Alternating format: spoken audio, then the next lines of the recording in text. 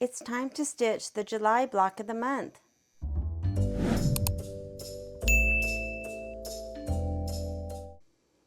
Today I'm starting the July block of the month from Stitch Obsessed, and the block that is for the quilt are these three kind of star looking blocks. And I've decided I am going to forego those and find something that's a little bit different. So I did a little bit of research and found these little flower blocks. Now, I found some that were similar to this, not exactly, but they were called a Posie block. And I guess this block is from the 1930s. And the Posie block was not quite as rounded looking, and it's exactly the same concept. The sizing is different for the Posie block. So this is kind of a new take on the Posie block. Now, the video that I found this on, I will link below, I think makes a 9-inch unfinished, 8.5-inch finished. She didn't give sizes of when they were finished as blocks, but she did give the cutting instructions. And so the instructions for hers are right here. And again, I'll link that video if you want a smaller block. I need to make a 12.5-inch unfinished to fit my quilt. So I just made up my own sizes. So I know that I needed 6.5-inch squares for the actual fabric for the flower, and then I kind of just winged it on these to make it look similar. So the measurements that I came up for a 12-inch finished or 12.5-inch unfinished is for the flowers, I need a 6.5-inch square. For the little background that kind of makes the shape of the petals, I am using a 2 3/4-inch square. And then I have the center block, I'm also using the same 2 3/4-inch for the centers. For my quilt so far, I have been using the Lori Holt Hometown fabric bundle, and just kind of a scrappy look. And I didn't have any fabrics that were kind of in the blue. I'm kind of keeping loosely with this coloring with a blue that I had enough fabric to do all three blocks, or even one of each block. So I decided to go ahead and pull from Lori Holt's Prim fabric, fat quarter bundle that I had when I made the Prim quilt. So these three are more teal, and I love them. I love this color. And I am going to be making 3 blocks with these teals. And so I've decided that I may need to pull from her Prim line in order to get a good mix of colors. This one did come from the Hometown, so I'm going to use those as the center. And then, of course, my background, as always, anything white in the picture is going to be this creamy kind of mini floral. So these are the blocks that I'm going to make. Now, because I made up my own sizings for the pieces of the block, I went ahead and did a sample to make sure that it was going to measure 12.5-inch unfinished. So here is the sample that I made, and I think it turned out really good for, you know, for making up some of the sizes. Now, there was a few things I'm going to have to change when I stitched my real blocks. So when I tried to nest the seams, I did pretty good, but then I wasn't really paying attention, I guess. And so my final seam that sewed the top row and the bottom, I did not have nesting seams. And that's because on these 3, you can see 2 of the center little portions need to be pressed towards the center, and 2 need to be pressed away.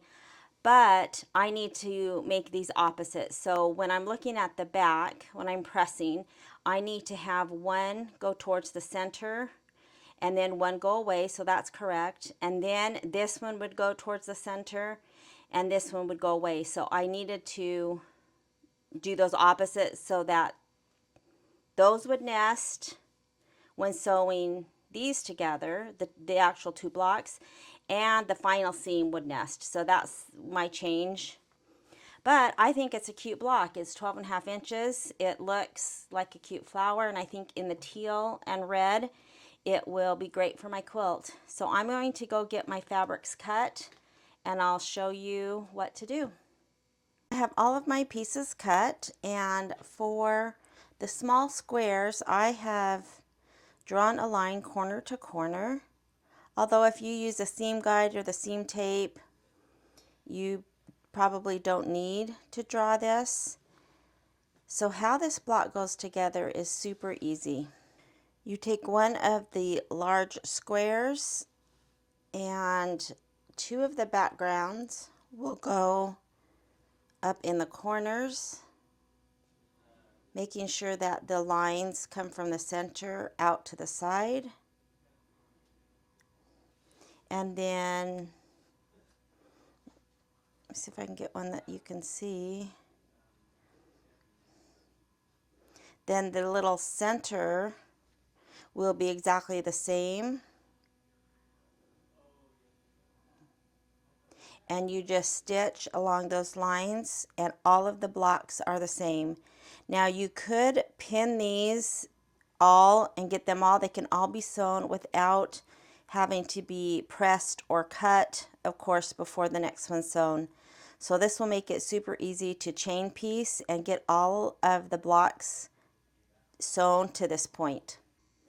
I have all of the blocks sewn, and what I'm going to do is I am just going to finger press to make sure that this corner that I sewed covers completely what's behind it and that everything looks right on track. That looks good. This red one, that bottom looks good.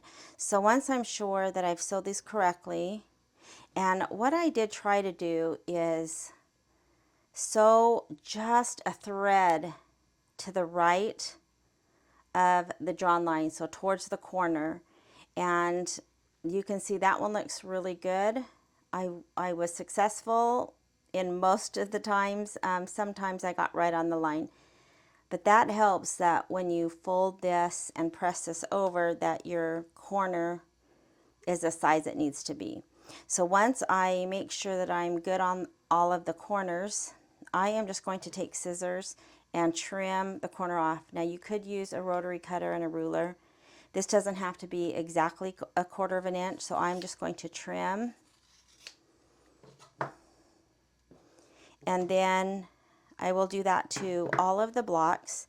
And then I am going to go press the corners with the backgrounds towards the corner, so the seam will be pressed towards. And then on this red corner, I need to alternate.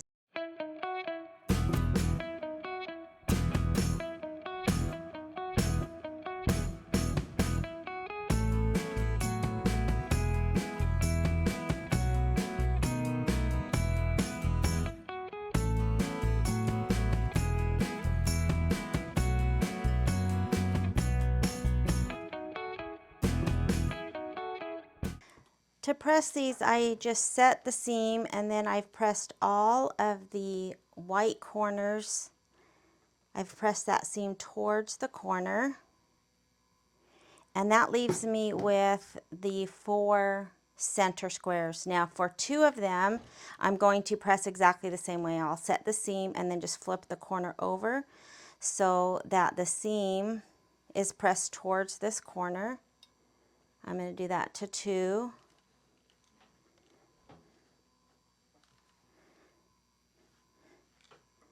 And then with these 2, I am going to set the seam, but I need to press, instead of pressing towards the corner, I need to press towards the block. And so this one, I found it easy to flip it over first and kind of just get it started.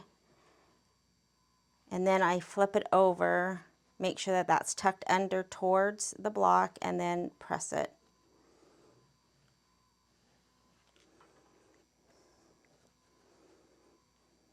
So I'll set, and then I found it easy to flip.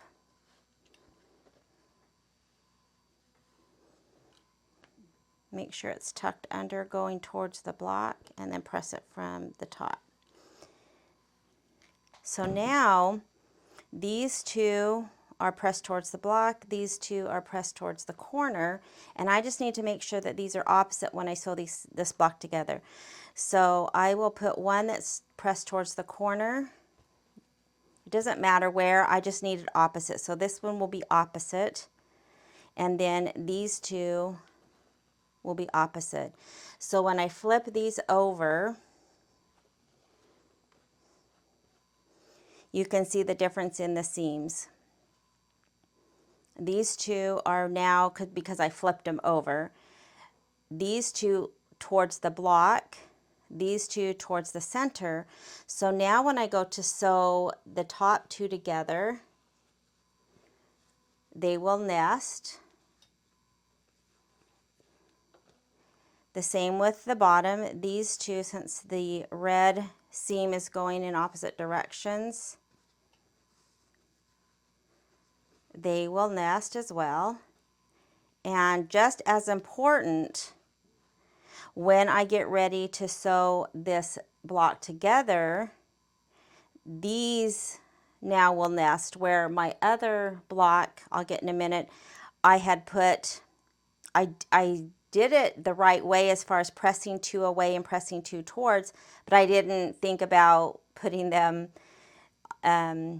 opposite. I had two together, and I'll show you that again. So now imagine this sewn together. Now these two, when I'm sewing this seam, will nest as well as this side. On my sample that I did, I pressed them correctly. I pressed two towards and two away or towards the block. But when I was putting them together, I didn't even think about that they needed to alternate. So you can see that I have the two together and these two that press towards the center together. So this is just the opposite. It's alternating. All right, so what I need to do now, and I'm going to flip these, so this is now the bottom and the top. I'm going to do that to all the rest, and then I am just going to sew the pairs together. What I think I'm going to do is, on my tray, I am just going to put them so that I know that those two go together. I will put these on top, so I know that these two go together, and I will do the same, and I will just have two piles. Those will go together, and then I will double check before I sew the rows together.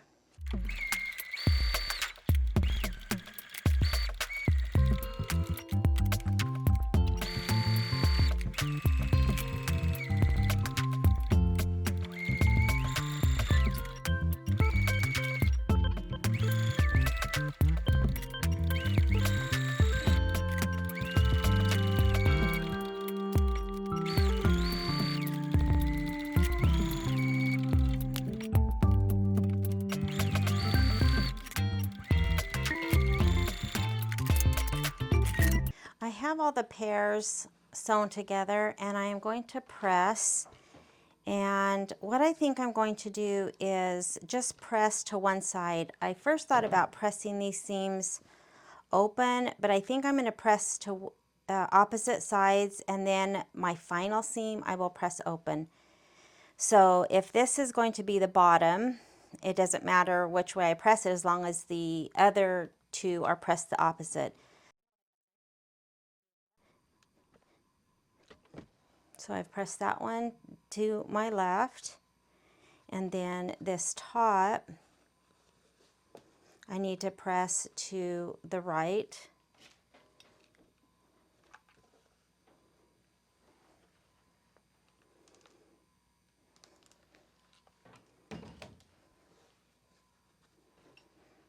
And that way when I put them together,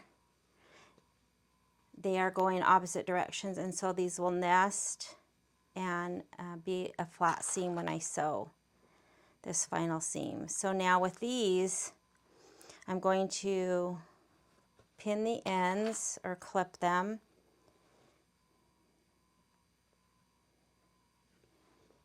And then I need to match these seams, kind of nest these, and they kind of just fall right in line. And hopefully I'll get a good match when I sew those. And I will clip. But these also nest because the seams are going in the opposite directions. All right, so now all I have to do is sew across these seams. I'm going to press that open and our blocks will be done. I've sewn all of the final seams and I am going to set the seam. Then I'm going to use my little strip stick. It's just a hard, kind of rounded piece of wood. It feels like oak. It's super strong. It's got some batting, it feels like, and then a muslin cover.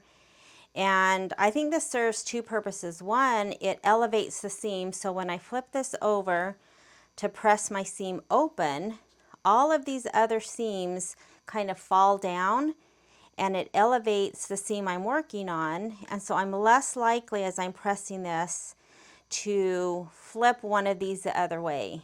It helps with just pressing the seam that you're working on. And so I'm going to press this open. And the other thing that I like about this is because it's a hard wood, I can press really firmly and get a nice press that I really can't get on a wool mat because this gives. This is hard and I can get a really nice crisp seam. So once I press that open, I'm going to turn that over. That looks so good. My little center points line up. I'm really happy with these blocks, and they are the size that I need them for my block of the month quilt. Again, this is a different block, but I love these. And once this is sewn into the quilt and a little bit more seam allowance, is cut off, it's going to give these more of a petal look. I love these. So let's go take a look at all three. All right, so here's all three, and I have to say I love the teal. One of my favorite colors, you can see. So I have this one that I just finished. I have this. And then I have this lighter one. Now, what I probably would have done if I would have had a fourth teal that I had enough to cut my blocks is I probably would have made these scrappy and put one different teal for each flower. So the flowers would be the same, they would just be a scrappy look. Although this is really cute too. So I am really happy with these blocks and I can't wait to see what we have for next month.